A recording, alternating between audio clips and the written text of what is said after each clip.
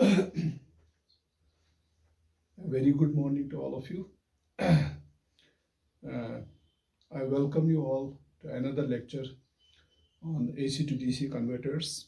In our last lecture, we discussed about single phase half wave controlled rectifier or single phase half wave converter feeding different types of loads. Various loading conditions which were considered in the last lecture were resistive load, inductive load, RL load, and RLE load. We analyzed the operation of single phase converter feeding these four different categories of loads.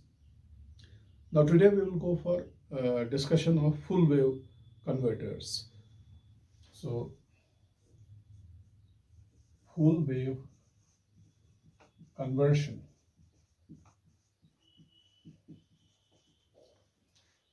As far as full wave converters are concerned, I have already told you they are classified as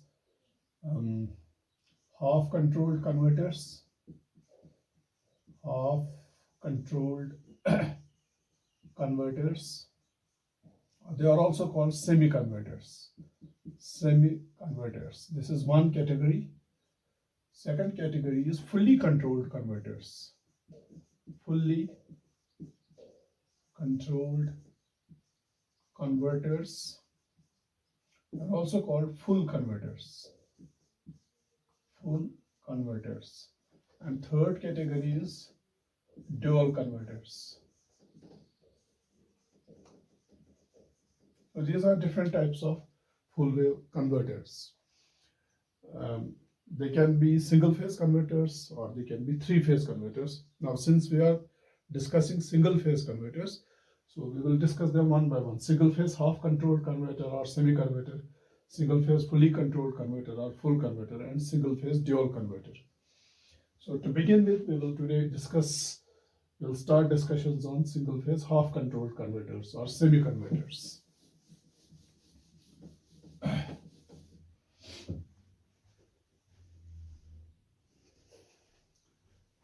So we will discuss single phase half controlled converter, or another name given to it is semi converter. Why it is called half controlled converter or why it is called semi converter, we will come to know about it after some time. Okay, single phase half controlled converter or single phase semi converter. Okay, fine. Let me draw the power circuit diagram first. Power circuit diagram.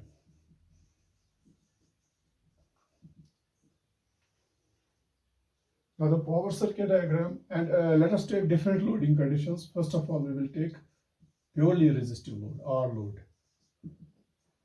So the power circuit diagram of a single phase half controlled converter or single phase semi converter feeding a purely resistive load is like this.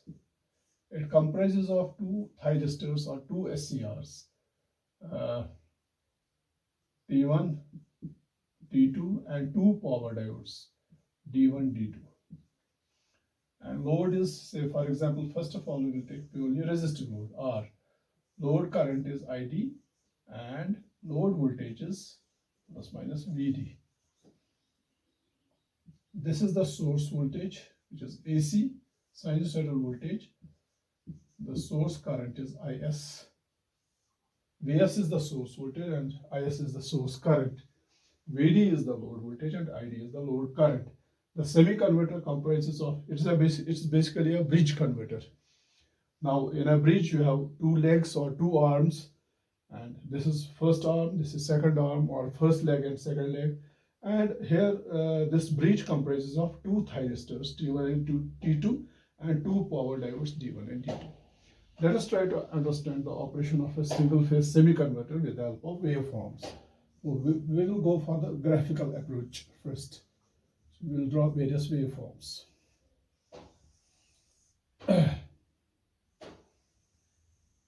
This is omega t axis.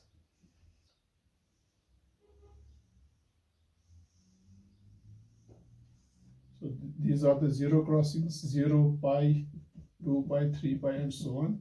And this is the source voltage, single phase source, sinusoidal source voltage, Vs, supply voltage or source voltage, Vs. Now here we will have to issue our control logic circuit, the control logic circuit designed by us.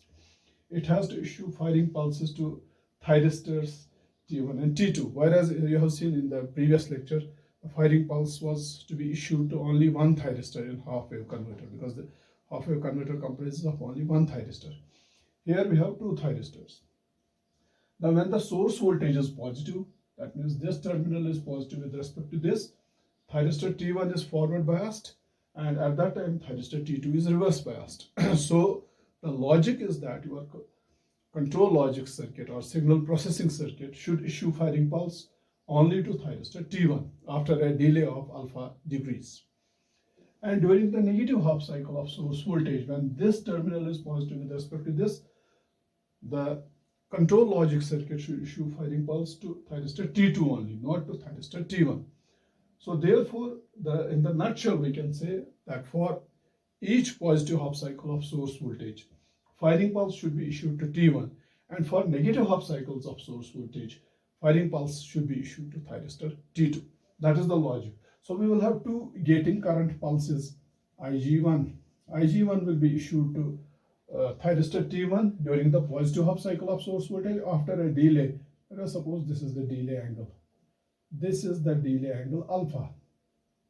This is the delay angle alpha. The first firing pulse is issued after a delay of alpha electrical degrees to thyristor T1. Then during negative half cycle, firing pulse is not issued to T1, and firing pulse is issued to T1 during next positive half cycle and after this much delay. So this is another firing pulse after a delay of, you can see, this is 2 pi plus alpha. So this is firing pulse pattern for T1. T1 has to be fired only during positive half cycles of source voltage. So this is the first positive half cycle of source voltage. First firing pulse is issued to thyristor T1 after a delay of alpha. And next firing pulse is issued to T1 in next positive half cycle. That is after a delay of 2 pi plus alpha. What about thyristor T2? Thyristor T2, firing pulse pattern for thyristor T2 is like this. The gating current pulses are denoted by Ig2. Now thyristor T2 has to be fired only during negative half cycles of source voltage. So if I take it up, I draw the negative of this negative half cycle, I will get the firing instant. This is the firing instant for T2. So this is the first firing pulse which is issued to thyristor T2 during first negative half cycle. After this is the delay. See, this is 0 crossing pi and this is alpha. So this delay is pi plus alpha. And next firing pulse is issued to thyristor T2 during next negative half cycle. This is the next negative half cycle. And what is the instant of firing? This is the instant of firing. This is the firing pulse.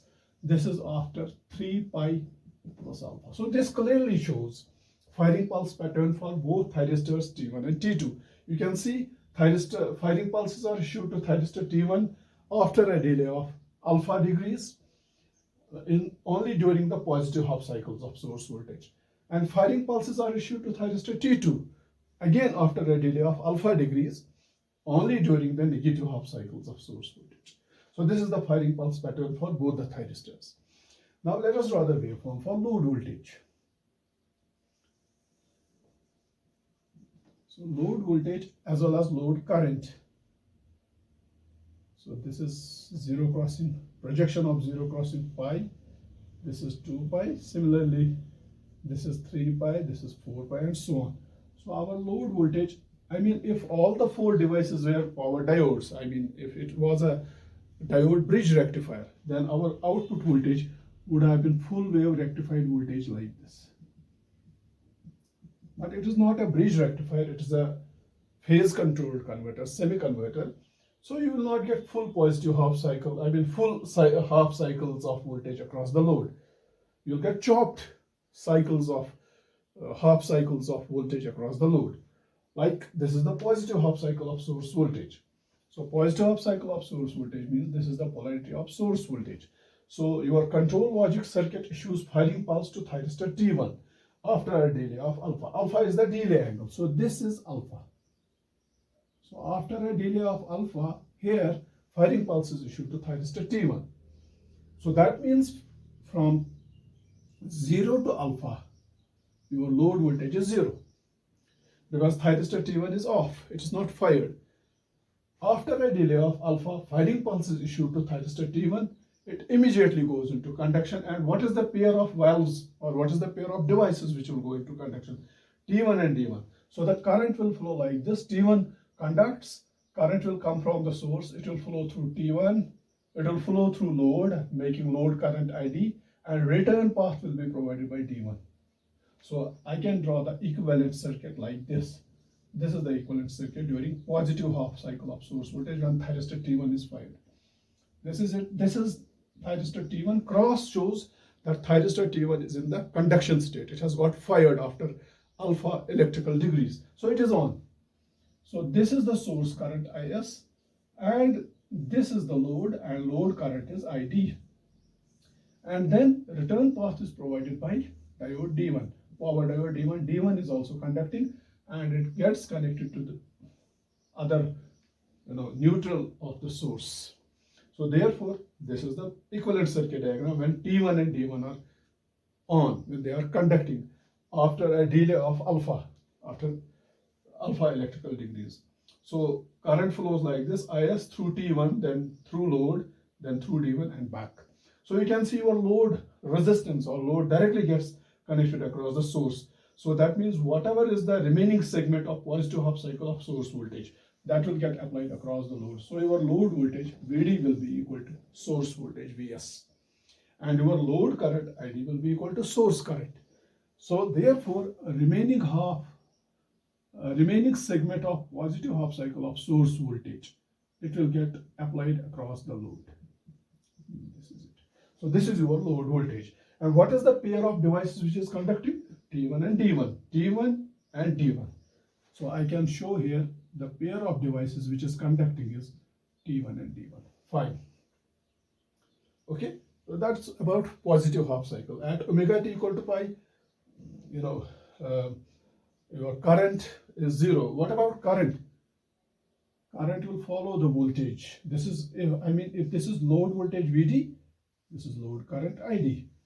It's a purely resistive load. And in a purely resistive load, current follows voltage. That means when voltage is positive, when voltage is at its peak, current is also at its peak. When voltage is 0, current is also 0. That's it. And then comes the negative half cycle of source voltage. And during the negative half cycle of source voltage, this terminal becomes positive and this terminal becomes negative. Now it is time for thyristor T2 to be triggered. And you can see thyristor T2 is triggered by application of gate current pulse IG2 after a delay of alpha. Alpha is the delay angle. So it is not fired at 0 crossing pi. Its firing is delayed by alpha. So it is fired at pi plus alpha. So the firing pulse to thyristor T2 is issued after a delay of alpha. So this instant is pi plus alpha. So that means from pi to pi plus alpha, T2 is not fired, it's off. And what is load voltage? Load voltage is 0 because all the 4 devices are off. And at omega t equal to pi plus alpha, firing pulse is issued to thyristor T2, it immediately goes into conduction. And when it immediately goes into conduction, it conducts the current like this. This is the positive terminal of source now because source voltage is now negative. Current flows through T2 and then it completes this path through D2. Okay, I can show you the equivalent circuit for this condition for negative half cycle. So the equivalent circuit will be like this. This is positive, this is negative because we are considering the negative half cycle of source voltage. Now thyristor T2 is fired. So T2 is on. So this is the source current IS and this is load resistance I and this is load current ID. So current flows through T2, ID and it comes back through D2. So this is D2, power diode D2 conducts and it gets connected to, so that means load current flows like this, and this is your source current. So this is the equivalent. Now you can again see that load resistance again gets connected across the source, but where this is the positive bus of your converter load, and this is the negative bus. This positive bus always remains positive, and this negative bus always remains negative, whatever is the half cycle, whether it is positive half cycle of voltage here or negative half cycle of voltage here.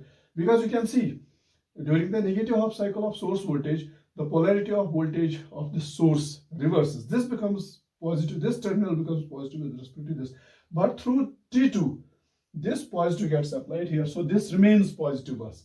And through D2, this negative gets applied here, so this remains negative bus. So this is positive bus, this is negative bus. So your load voltage is again equal to remaining segment of negative half cycle of source voltage. This is the negative half cycle of source voltage, but it appears as a positive voltage across the load through T2 and D2. So therefore, remaining segment of half cycle of source voltage appears across the load, and this is your load voltage from pi plus alpha to 2 pi. And what is the pair of devices which is conducting? Now T2 and D2, T2 and D2 are conducting. T2 and D2. Fine. And then it repeats. This is the next half cycle. This is the next half cycle. So this is the nature of voltage across the load. Okay. And load current follows the load voltage. Load current follows the load voltage very quickly, very closely. So this is the nature of voltage across the load. So this is load voltage waveform, and this is load current waveform. They are in phase with each other because of the resistive nature of the load. What is source current? Now you can see when T1 and D1, during the positive half cycle of source voltage, when T1 and D1 were conducting, current was flowing like this, source current. And I can write that source current ID is equal to plus ID. It is equal to positive load current when T1, D1 conduct, when this pair conducts. We have seen previously when T1 and D1 conducts, this is the source current, it flows like this, and it is equal to plus load current. So source current is same as load current. And when T2, D2 conduct during the negative half cycle of source voltage, your source current, see here source current leaves the terminal. Here source current flows like this, and it is again equal to load current. But you can see current is entering. Here current was leaving. Current leaving is taken as positive, and current entering is taken as negative. So here source current is negative. So IS is equal to minus ID when another pair is conducting, that is T2, D2 pair, when T2, D2 pair conducts. So using this logic, you can now draw the waveform for source current. This is your source voltage, and your source current will be like this. Your source current, this is your source current, IS, and it is equal to plus ID when T1, D1 pair conducts. And this is T1, D1 pair which is conducting during positive half cycle of source voltage, and IS is same as ID, it's plus ID. And during negative half cycle of source voltage, when another pair conducts, that is T2, D2 conducts, what is your IS? IS also becomes negative, it is minus ID. That means IS will not be positive, it will be negative. So this is,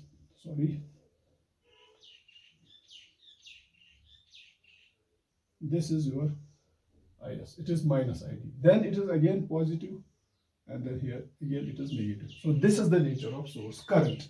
Now you can see source current is like this, it is positive, it is negative. Unless unlike the half wave converter, where you have seen that source current flows only during the positive half cycles of source voltage.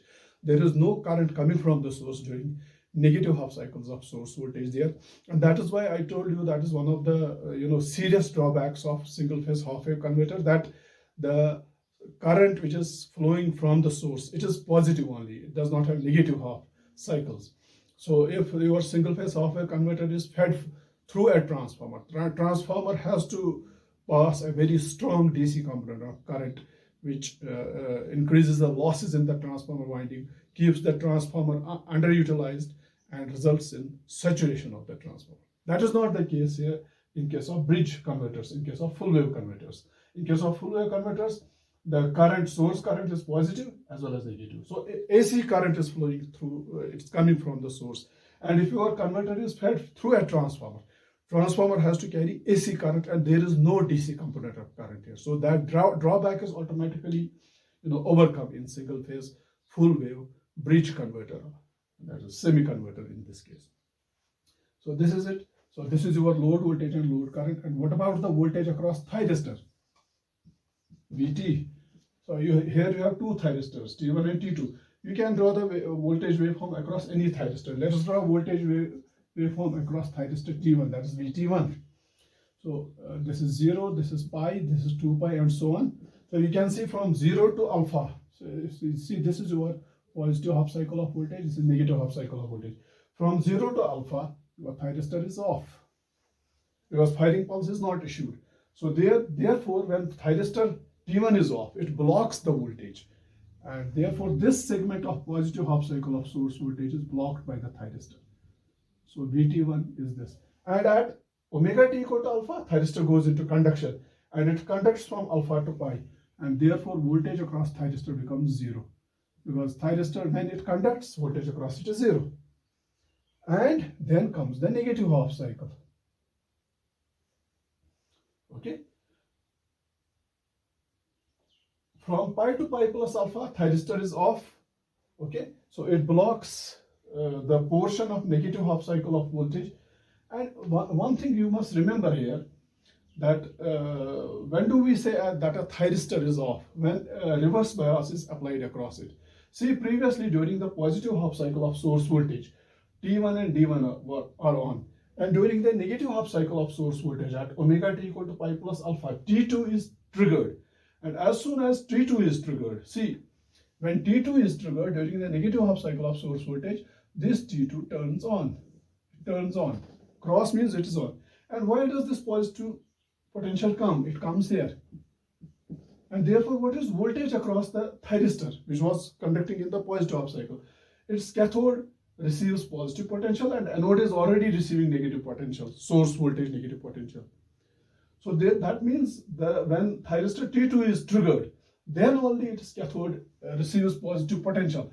And when thyristor T2 is not triggered, its anode is having negative potential, but cathode is floating. It is not having any potential, because T2 is not yet fired. It's not triggered. That means from pi to pi plus alpha, when T2 is off, don't say that thyristor T1 does not conduct current after omega t equal to pi, but it is not reverse biased.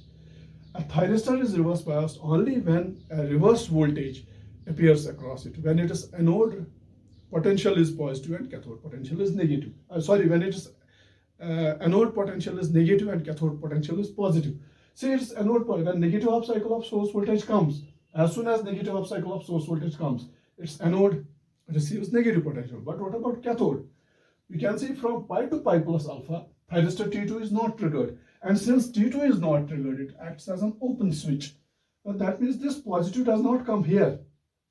So the anode of thyristor T1 is having, it's at negative potential, but cathode is not having positive potential. So we cannot say that the device is reverse biased. The device is reverse biased only when thyristor T2 is fired. And at what instant is thyristor T2 fired? It's fired here upon the application of firing pulse at pi plus alpha. At pi plus alpha, thyristor T2 is fired, it goes into conduction, and this positive potential comes here, and that makes cathode potential positive. So anode is at negative potential, now cathode is at positive potential. So now we can say that thyristor T1 is reverse biased and it completely turns off. So therefore, the conclusion is that the firing of an incoming device causes reverse bias across the outgoing device. We start with positive half cycle of source voltage. In the positive half cycle of source voltage, after alpha electrical degrees, thyristor T1 is fired, T1 D1 pair is conducting, and in the negative half cycle of source voltage, thyristor T2 is fired at pi plus alpha. As soon as thyristor T2 is fired, so thyristor T2 is incoming device and thyristor T1 is outgoing device, because thyristor T1 is already off. Now the firing of incoming device causes a reverse bias across the outgoing device. As soon as T2 is fired, this terminal becomes positive and this is already negative. So a reverse bias is applied across outgoing device, outgoing thyristor T1, and it is reverse biased. So it turns completely off. So T2, D2 conduct and T1, D1 are off. And then when next positive half cycle comes, see next positive half cycle comes. Now when next positive half cycle comes, this is again positive and this is negative. This is positive, this is negative. Now it is time for T1 to turn on. So as soon as T1 is, see now this is negative means the anode of this thyristor T2 is negative. Its cathode should have positive potential to make it reverse biased. But its cathode will have positive potential only when thyristor T1 turns on, and thyristor T1 turns on after 2 pi plus alpha. And as soon as thyristor T1 turns on, this terminal becomes positive. So therefore, the outgoing device T2 is reverse biased. So the conclusion is that firing off a device causes reverse bias across the previous device. When T1 is fired, it's the incoming device, and it causes reverse bias across T2, which is outgoing device. Similarly, when T2 is fired, it is the incoming device. It causes reverse bias across outgoing device T1. So that means firing off any device causes reverse bias across the previous device, and it ensures that the thyristor is completely turned off, and reverse bias across the outgoing device ensures that the device has regained its forward voltage blocking capability. That's very important. Okay, fine. So that means entire negative half, from pi to pi plus alpha, voltage across thyristor T1 is 0. And then as soon as thyristor T2 is fired, a reverse bias gets applied across outgoing thyristor T1, and this is the voltage, negative voltage across thyristor. And what is the peak inverse voltage? Peak inverse voltage is equal to minus Vm, same as in case of half wave converter. So this explains these waveforms. With the help of these waveforms, we have tried to understand operating principle of a single phase half controlled converter or semi converter for a purely resistive load. Fine. Now let us quickly go from purely resistive load to RL load.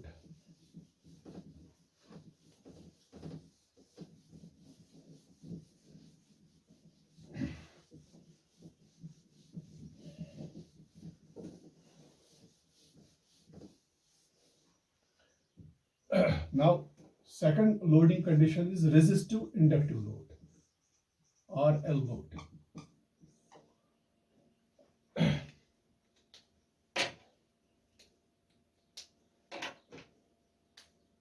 We'll draw the power circuit diagram again. This is thyristor T1, and this is power diode. This is thyristor T2, and these are the power diodes D1 and D2.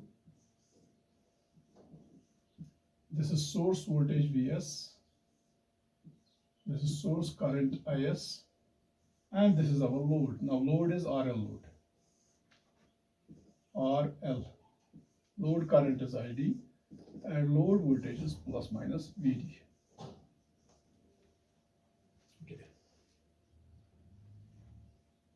Let us assume that load is highly inductive or sufficiently inductive. This is very important. You have to understand what do you mean by sufficiently inductive load. A load being sufficiently inductive means that the inductance in the load is very, very high, which makes load current very smooth, ripple-free, constant and smooth. Because you know, inductor acts as a filter for the current. I mean, if your load current is like this, it is rippled. And if you pass this current through an inductor filters this current, and it may make this current ripple-free, constant like this. So, assumption is load is sufficiently inductive. Load is sufficiently inductive, which means load current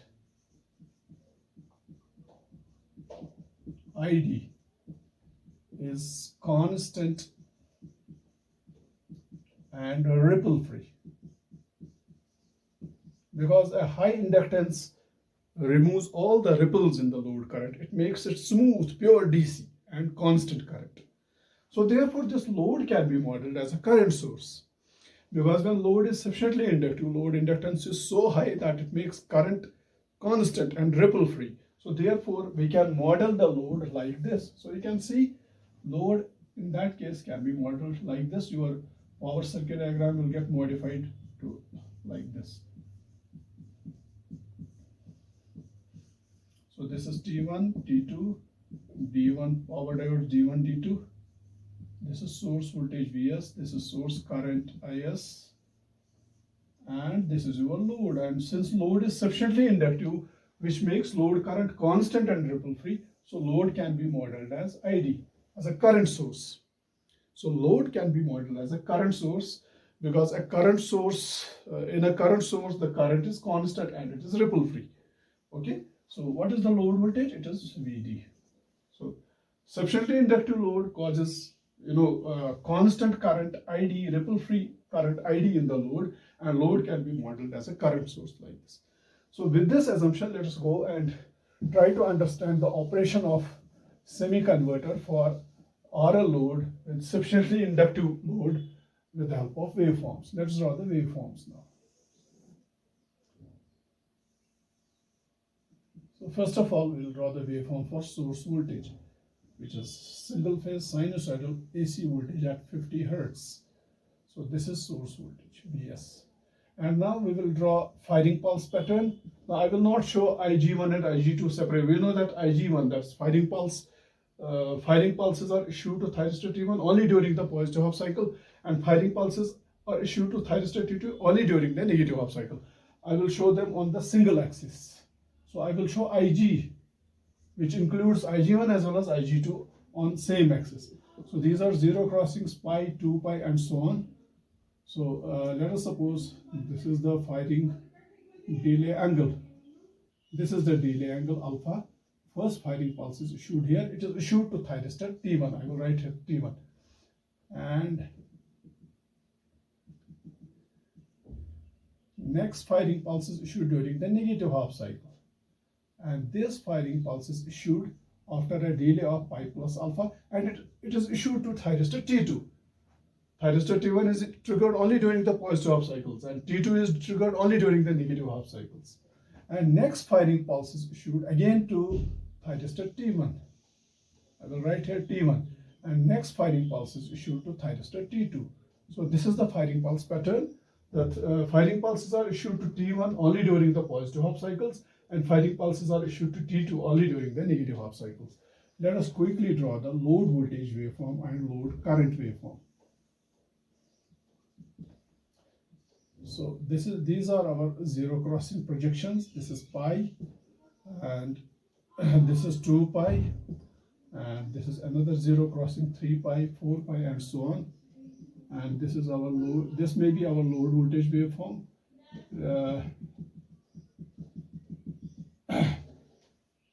First of all, I will show you the load current waveform. So this is your load current waveform, ID. Since load is sufficiently inductive, which is largely inductive, so that load is modeled by a current source, load current is constant and ripple free. So you can see load current is constant and ripple free. So this is load current. So therefore, what will be the nature of load voltage? This is the first firing instant. You can see this is alpha. From 0 to alpha, during positive half cycle of source voltage, from 0 to alpha, thyristor T1 is not fired. So when thyristor T1 is not fired, it blocks the voltage. I mean, it acts as an open switch, and load is disconnected from the source. T1 and D1 both are off. They are both off. So load is not connected to the source. That is, load voltage is 0 from 0 to alpha.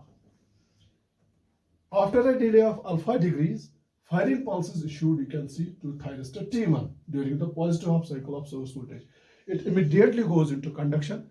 When it goes into conduction, current flows like this through T1, then through load, then through D1 back. We have already drawn equivalent circuit in the previous case for purely resistive load. So that means your load gets connected directly across the source, and it receives the remaining segment of positive half cycle of source voltage. And this is the remaining segment of positive half cycle of source voltage. this appears across the load. So this is your load voltage from alpha to pi. It is same as positive remaining segment of positive half cycle of source voltage.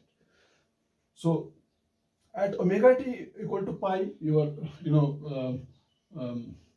it is the zero crossing. Then comes the negative half cycle, and when negative half cycle comes, now this terminal negative half cycle means this is terminal is positive with respect to this. Now it is time for thyristor T2 to trigger.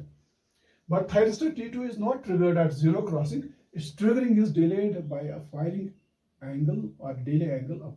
It is triggered at pi plus alpha here. So that means from pi to pi plus alpha. See, T1, D1 are already off. Okay. Now what happens? See, your load current is not zero. Your load voltage is zero. Load current is not zero. Okay. So what happens from pi to pi plus alpha? It is very interesting to see. At omega t equal to pi, your load voltage becomes zero because your load voltage is same as source voltage. And then from after pi, your source voltage becomes negative. So source voltage becomes negative, but thyristor T2 is not fired at omega t equal to pi. It's fired after a delay of alpha. So it is fired at pi plus alpha. What will happen from pi to pi plus alpha? Your load voltage is zero, but load current is not zero. Since load is modeled by a current source, load current will continue to flow. Load will continue to conduct constant current ID.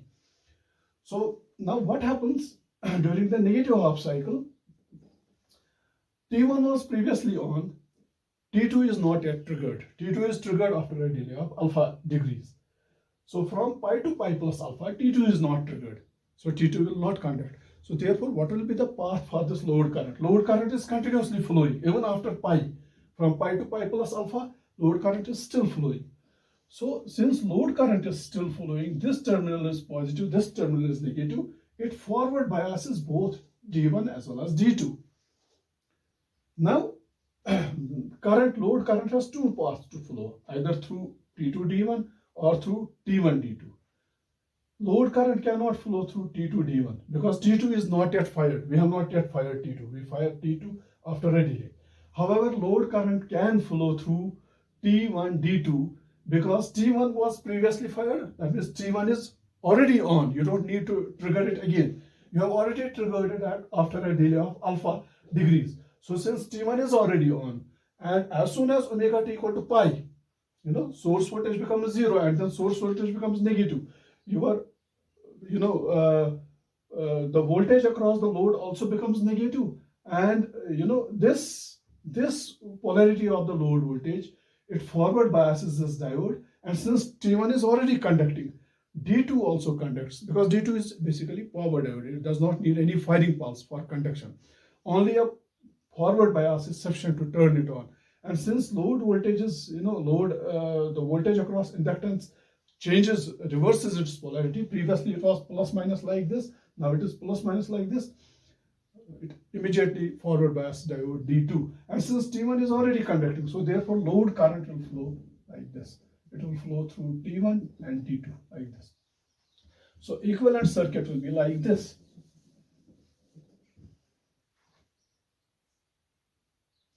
T1 will continue to conduct and D2 will also continue to conduct.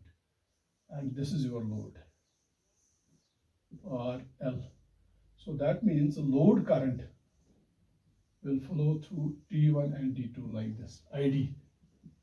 So that means from pi to pi plus alpha, see, first from alpha to pi, T1 and D1 were conducting and they were causing the flow of load current ID. This was the load current.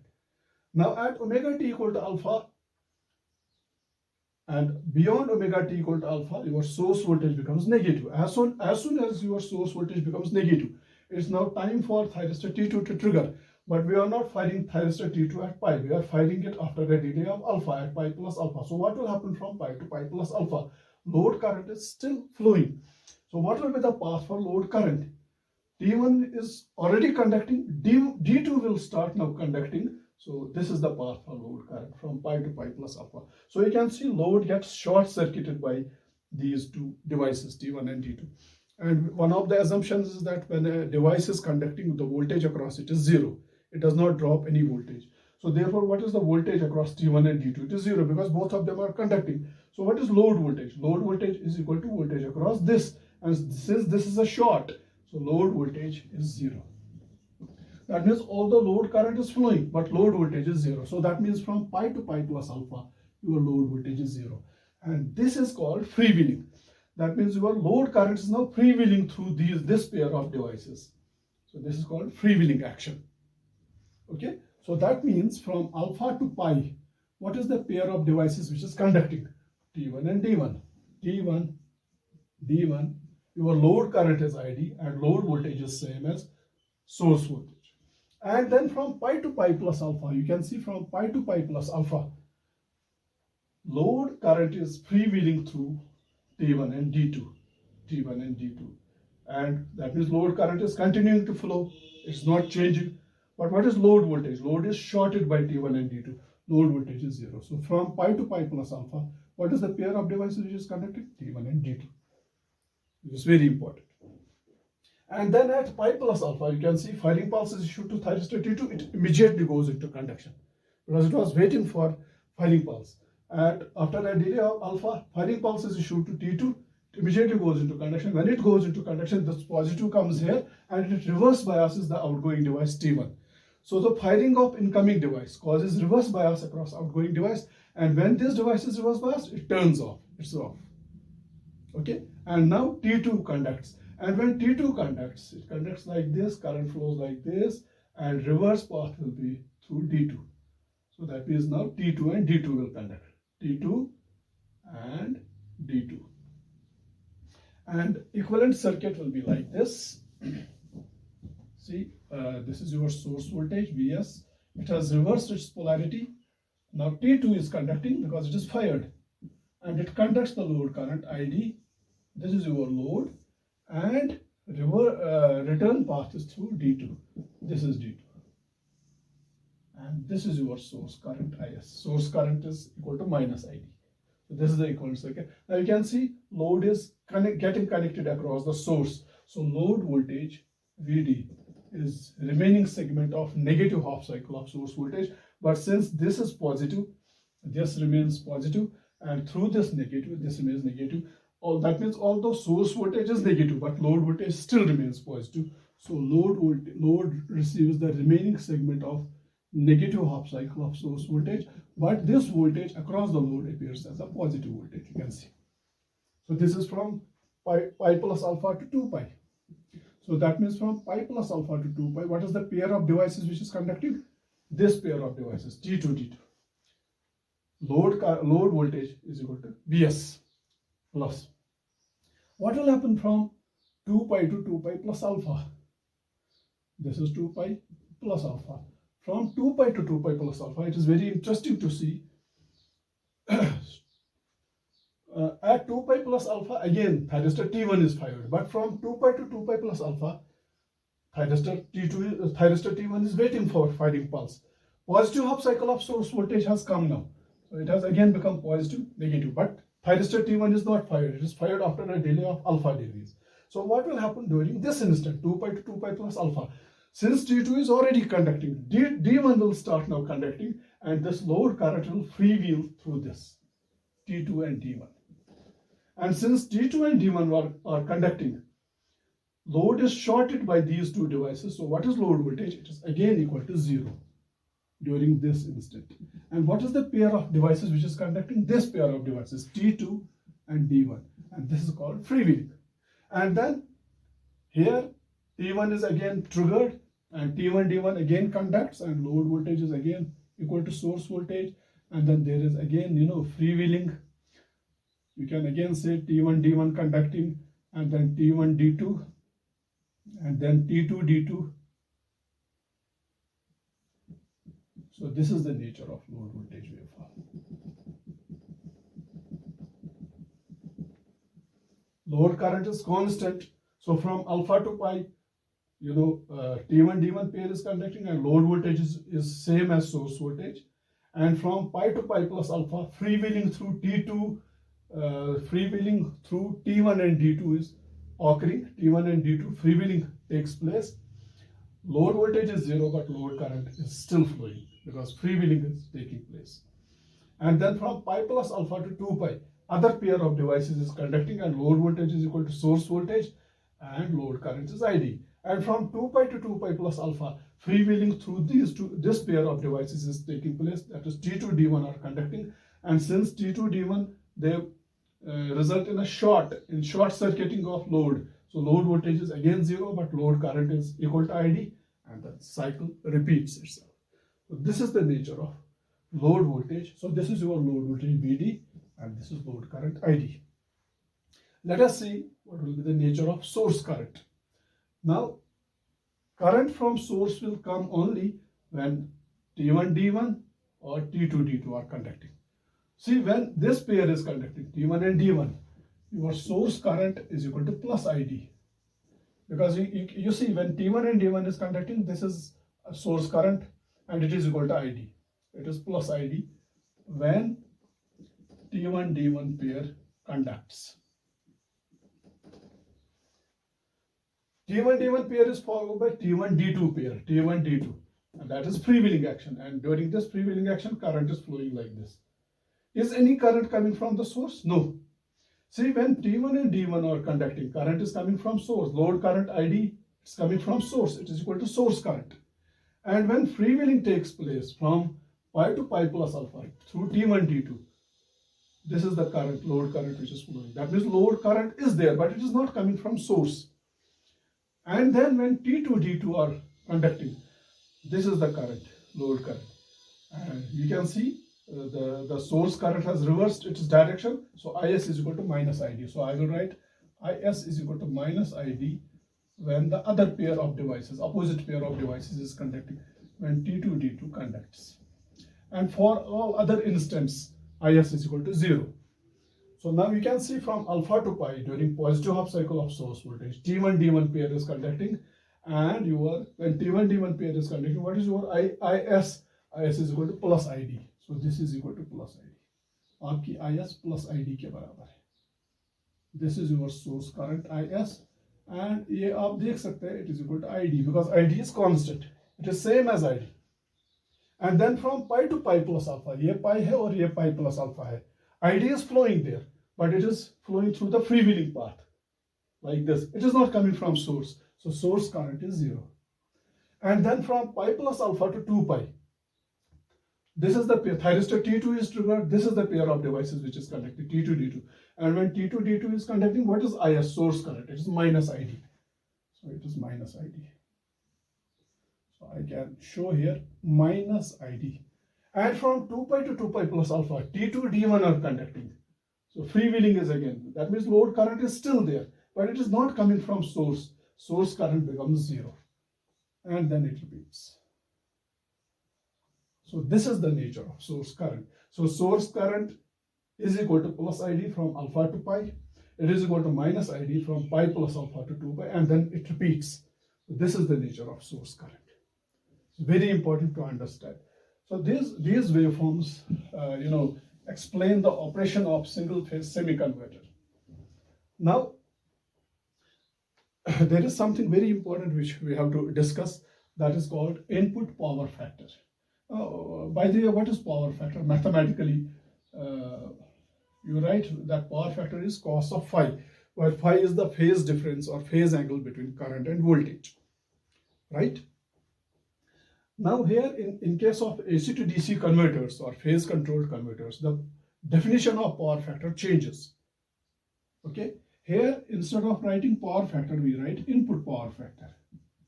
Input power factor. We call that IPF, input power factor. Because your converter has two sides. It has input side and it has output side. Output side is DC and input side is AC. So power factor concept applies on AC side, not on DC side. That's why we write input power factor.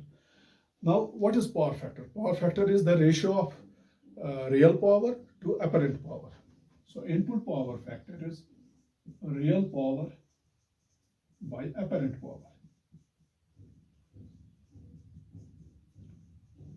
Now, it is very interesting to see here that your waveform is like this. Source current waveform is like this. See, this is your source voltage, for example, Vs, and this is current, source current. Just few moments back we have drawn this. This is alpha, pi, this is pi plus alpha, and this is 2 pi. This is source current. Okay. Now you can see the source current is not sinusoidal. Source voltage is sinusoidal, but source current is not sinusoidal. It is non-sinusoidal, or it is distorted current. Okay. And you have already studied, I hope you have studied about Fourier series. If you apply Fourier series, this is a Cauchy rectangular or Cauchy square waveform. It is distorted or non-sinusoidal current waveform. And according to Fourier series, this comprises of fundamental component, which is sinusoidal at 50 Hertz fundamental frequency, and a number of other components which are called harmonics. What are harmonics? Harmonics are also fundamental frequency harmonics are also sinusoidal components, but they are at a frequency which is integral multiple of fundamental frequency. For example, we can say that this current waveform, if you apply Fourier series, it comprises of a fundamental component, let us call that I1 or IS1. This is your source current IS. It comprises of fundamental 50 Hertz component IS1, and then third harmonic component. Third harmonic component is also sinusoidal component, but its frequency is 3 times fundamental. So third harmonic component is like this.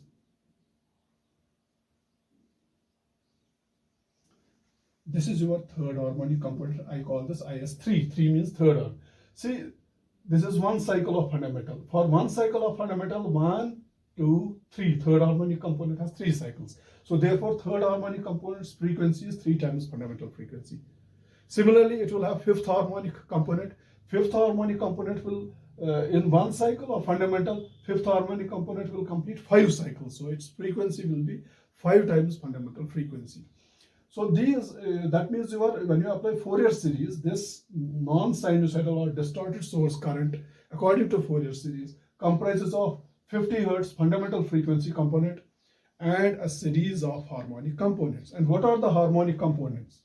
Third harmonic plus fifth harmonic. Odd harmonics are only there. There are no even harmonics. Seventh harmonic, then ninth harmonic, then 11th harmonic, then 13th harmonic, and so on. Third harmonic is also a sinusoidal wave, but its frequency is 3 times the fundamental frequency as shown here.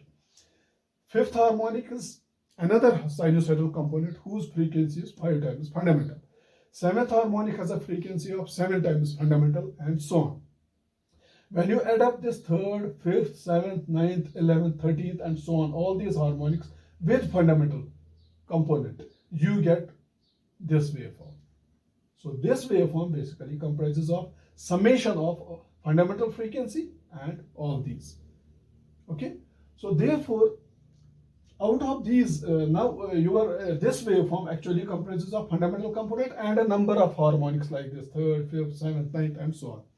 Let me tell you very clearly that out of these components, it's only the fundamental component of current which contributes to power flow to the load. It contributes to power delivery to the load. See, this is your source, this is load. Load demands some power, and this power comes from the source. And now this source current, since it is not sinusoidal, it is non-sinusoidal. It has fundamental component and harmonic components. It is only the fundamental component of current which contributes to power delivered to the load. And what is the role of these harmonic components? They add only to the losses in the circuit, I square R losses in the system. So therefore, when you find input power factor, your input power factor will be real power. Now you know real power is VI cos theta. Okay, it is voltage. Your voltage is Vs multiplied by Is into cos of phi 1 divided by apparent power. Apparent power is simply voltage into current. I have to modify this equation. Just hold on. Now this is your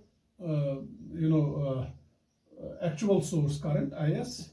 Now it comprises of fundamental component. So fundamental component is 50 hertz component. It is like this. This is the fundamental component of current. This is IS1. Now you can see यहाँ से यहाँ तक ये alpha है. Now this fundamental component of current IS1 lags behind the voltage by a phase angle. We call that phi1. Okay. So therefore, when you write the mathematical expression for input power factor for this converter, semi-converter, it is voltage. I will write voltage as Vs because this is voltage. This is purely sinusoidal. Voltage is not distorted. Voltage is sinusoidal, multiplied by which component of current contributes to the power. It is the fundamental component of current only, as I have already told you. So instead of writing Is, I will write Is1. So voltage multiplied by fundamental component of current, source current, and multiplied by cos phi1. I will not write cos phi, I will write cos phi1, because what is the phase angle by which current is lagging behind the voltage? It is phi1. Okay, so it is cos phi1 divided by voltage into actual current, Is. Now here I will not write Is1, here I will write actual current, Is. RMS value of voltage multiplied by RMS value of current, which is the apparent power. So this is the real power divided by apparent power. Apparent power is the net power which is going from AC side to DC side, or which is drawn from the source. It is the product of voltage and current. Voltage is Vs and current is this rectangular waveform, Is. And what is the real power? I already told you that out of, since your source current is non-sinusoidal, it comprises of fundamental component and harmonic components. It is only the fundamental component of current which contributes to real power. So therefore, when you write mathematical expression for real power, it is Vs into Is1, not Is. Is1 means fundamental component of current, because it is only the fundamental component of source current which contributes to the real power flow to the load. So Vs into fundamental component of current into cos phi1. Phi1 is the phase angle by which this fundamental component of current, Is1, lags behind the voltage Vs. Okay, so Vs and Vs goes here. So input power factor therefore is Is1 by Is into cos phi1. This is a very important relation. So therefore, in your basic electrical engineering course in circuit analysis, AC circuit analysis, your teacher might have given you the definition of power factor as power factor is equal to cos theta or cos phi. But when you feed your load through a converter, the definition of power factor changes. Now your power factor is not cos phi, it is Is1 by Is cos phi1, where Is1 is the fundamental component of source current, Is is the actual source current, and cos phi1 has phi1, which phi1 is the phase angle between fundamental component of source current and source voltage. Now this cos phi1 is also called fundamental power factor. It is called fundamental power factor, or it is also sometimes called displacement factor. Displacement factor. So therefore, input power factor is equal to Is1 by Is into cos phi1. Cos phi1 is dF. dF means displacement factor. So this is the definition of power factor. As soon as you feed your load through a converter, your definition of power factor changes. It is no longer cos phi. It is Is1 by Is into cos phi1, or Is1 by Is into displacement factor. This is very, very important. And if you try to find out the expression for Is1 using Fourier series, we may do that at a later stage, but we can write this is 2 root 2 id by pi cos alpha. This is a mathematical expression. This is 2 root 2 id by pi. This is the mathematical expression for Is1. You can substitute that here, and Is is always equal to id, because your source current is same as load current. You can substitute that here, and phi1. By the way, what is this phi1 in terms of alpha? You can see phi1 is equal to, this is your total firing angle or delay angle alpha, and this is phi1. So phi1 is alpha by 2. So therefore, displacement factor is equal to cos phi1. So that can be written as cos alpha by 2. So you can substitute cos phi1 as cos alpha by 2 here. Is1 is 2 root 2 ID by pi, you can substitute here, and IS is ID, and you can find input power factor. If you know the load current ID, you know what is alpha, delay angle. For a particular value of delay angle, you can find the mathematical expression for input power factor. Okay.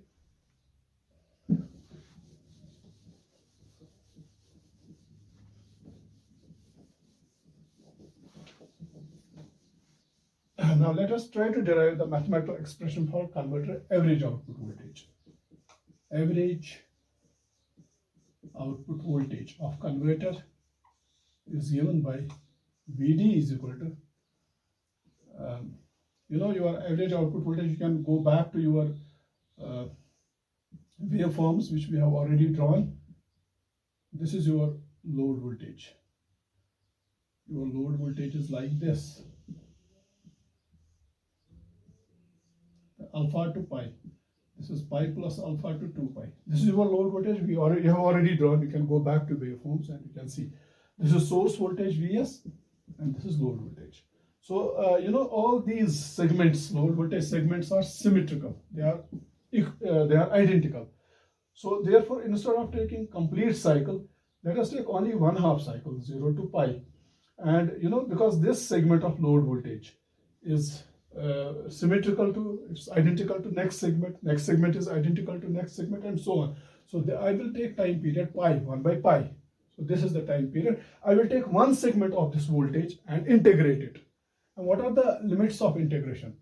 Your firing of the converter starts at alpha and it continues, the conduction continues from alpha to pi. I mean, as far as first segment is concerned, because during this period T1 D1 pair is conducting. So T1 is fired at alpha, and T1 D1 pair conducts from alpha to pi. So these are the limits of integration. And this is your load voltage. From alpha to pi, what is your load voltage? It is the same segment as source, which is the remaining segment of positive half cycle of source voltage. So it is Vs d omega t. So that is equal to 1 by pi integration from alpha to pi. Vs is Vm sine omega t d omega t. So that is a Vm we can take out, Vm by pi. What is integration of sine omega t? It is minus cos omega t from alpha to pi. So that is equal to Vm by pi. And this is minus cos pi plus cos alpha. That is equal to Vm by pi. What is cos pi? It's minus 1. Minus into minus is plus 1 plus cos alpha. So this is the mathematical expression for converter average output voltage. So I can write it like this. So therefore, average output voltage of converter is Vm by pi times 1 plus cos alpha. Or I can write it as Vd is equal to, Vm is root 2 Vs, where Vs is the RMS value of voltage, by pi 1 plus cos alpha. Very important relationship. Now you can plot, let us try to see variation of converter average output voltage with alpha. This is alpha 0 degree, this is Vd. Okay, 0, say this is 90 degrees and this is 180 degrees. Put alpha equal to 0 degree. What is cos alpha? Cos alpha is cos 0, that is 1. So therefore, what is your Vd? Cos 0 is 1, 1 plus 1 is 2. So this is 2 root 2 Vs by pi. And it is equal to maximum. So corresponding to Vd equal to, corresponding to alpha equal to 0, your converter produces maximum average output voltage, and that is 2 root 2 Vs by pi. That is, say, somewhere here, 2 root 2 Vs by pi, maximum voltage. Okay. Then as you increase alpha, as alpha increases, cos alpha decreases. So average output voltage also decreases, right? So let alpha be equal to 90 degrees. At alpha equal to 90 degrees, what is cos 90 degrees? Cos 90 degrees is 0. So therefore, what is converter average output voltage? Root 2 Vs by pi, 1 plus cos alpha. Cos alpha is 0. So it is simply root 2 Vs by pi. So it is half of this. Here it is 2 root 2 Vs by pi. Here it is root 2 Vs by pi. So half of it is this. It is root 2 Vs by pi. At alpha equal to 90 degrees. So this is alpha equal to 90 degrees. And this is it. Okay. Then you further increase alpha till you reach alpha 180 degrees. So at alpha equal to 180 degrees, what is cos 180 degrees? That is equal to -1, and 1 minus 1 is 0. So therefore converter average output voltage is 0. It is 0. Therefore variation of average output voltage is like this. This shows the variation of converter average output voltage with firing angle or delay angle.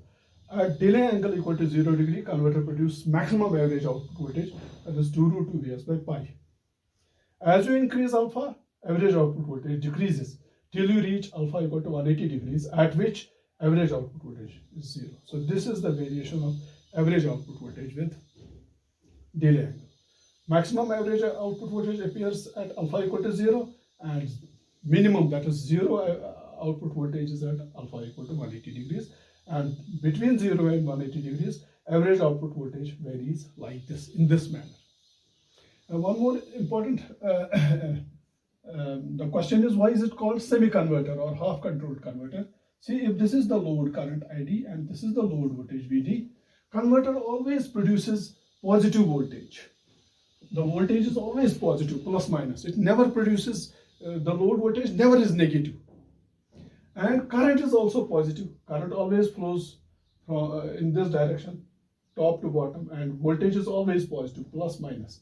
So since voltage is positive, current is also positive, it gives operation in first quadrant. This is first quadrant operation. In the first quadrant, voltage is positive, current is also positive. So what is power delivered to the load? It is the product of load voltage and load current. Since voltage is positive, current is also positive, so power is also always positive. Positive power means that power always flows from AC side to DC side. So you have, on the DC side you have load, say RL load. On the AC side you have the AC source, and load always receives positive power because your converter operates in the first quadrant always, where load current is always positive, load voltage is also positive, and in the first quadrant voltage is positive, current is positive, so power is always positive. Positive power means that load always draws power from the source, so there is always flow of power from source to load. So whenever there is flow of power from source to load, we say that the converter is operating in the rectification mode. And in the rectification mode, the AC is converted into DC and there is flow of power from source to load. So therefore, the converter operates as R. R means it operates as a rectifier. It operates in rectification mode. There is no reverse flow of power. Power does not flow from load to source. Power would have flown from load to source only when you would have got this power negative here, but your power always remains positive.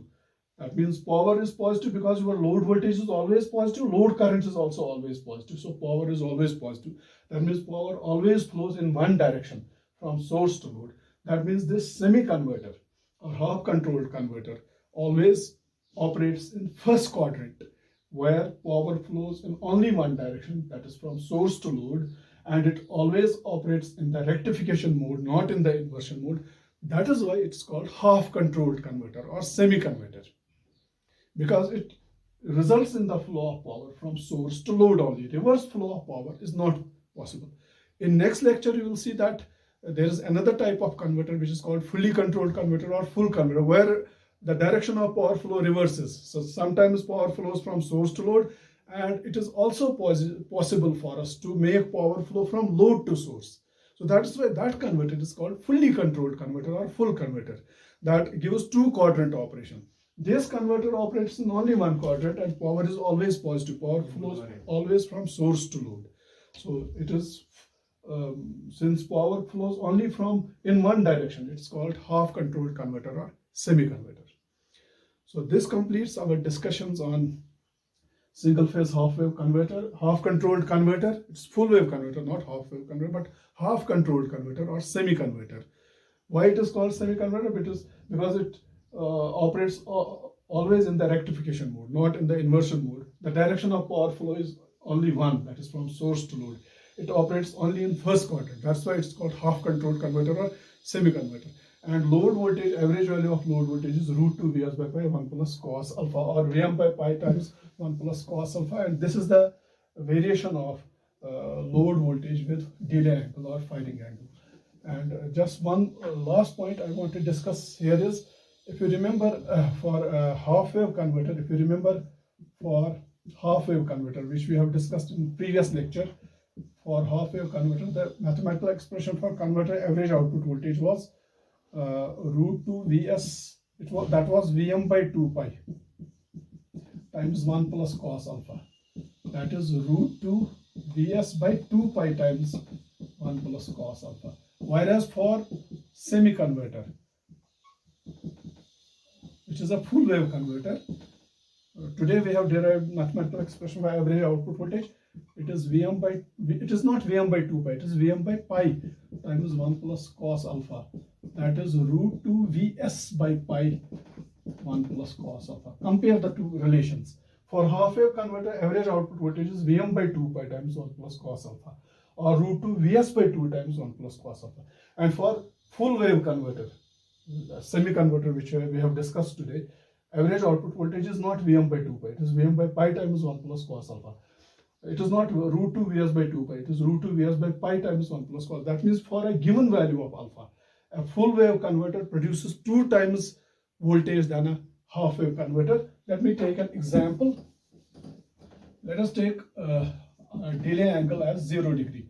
So therefore, अगर आप half wave converter की voltage देखेंगे, HW means half wave converter average output voltage. It is root 2 Vs by 2 pi into 1 plus cos alpha. So alpha is 0, 1 plus cos alpha is cos 0, 1 plus 1 is 2. 2 and 2 goes, it is root 2 Vs by pi. If you remember, yesterday we have done, in previous lecture, we have found it is 0.45 times RMS value of source voltage. Now let us take the average output voltage of full wave converter, semi-converter. Uski kya relation hai? The relation is Vd is equal to root 2 Vs by pi times 1 plus 1 for alpha equal to 0. That is 2 root 2 Vs by pi. And 2 root 2 Vs by pi is 0.9 Vs. So is it 2 times for alpha equal to 0? Your half wave converter produces average output voltage is 0.45 Vs. And for same delay angle, alpha equal to 0, your full wave converter produce output voltage, average output voltage, which is 2 times this, 0.9 Vs. So therefore, in nutshell, we can write the average output voltage of a full wave converter is 2 times average output voltage produced by half wave converter. And this is the advantage of full wave converter over half wave converter. So today we have discussed the operation of a full wave converter, the first type of full wave converter, single phase half controlled converter or semi converter, for 2 different loading conditions. One, purely resistive load, another RL load. And in RL load, we have assumed sufficiently large, sufficiently inductive load, so that load current is constant and load is modeled as a current source. And some very important conclusions were made. And the definition of input power factor, we have seen it changes. Input power factor is not cos theta or cos phi, it is IS1 by IS cos phi 1, where IS1 is fundamental component of source current and IS is the actual source current, which is non-sinusoidal. And phi 1 is the phase angle between fundamental component of source current and voltage. And cos phi 1 is also called displacement factor. So if you know ID, you know alpha, you can find the input power factor. And finally, we have also derived the mathematical expression for converter average output voltage, and we have plotted, we have seen the variation of average output voltage with alpha.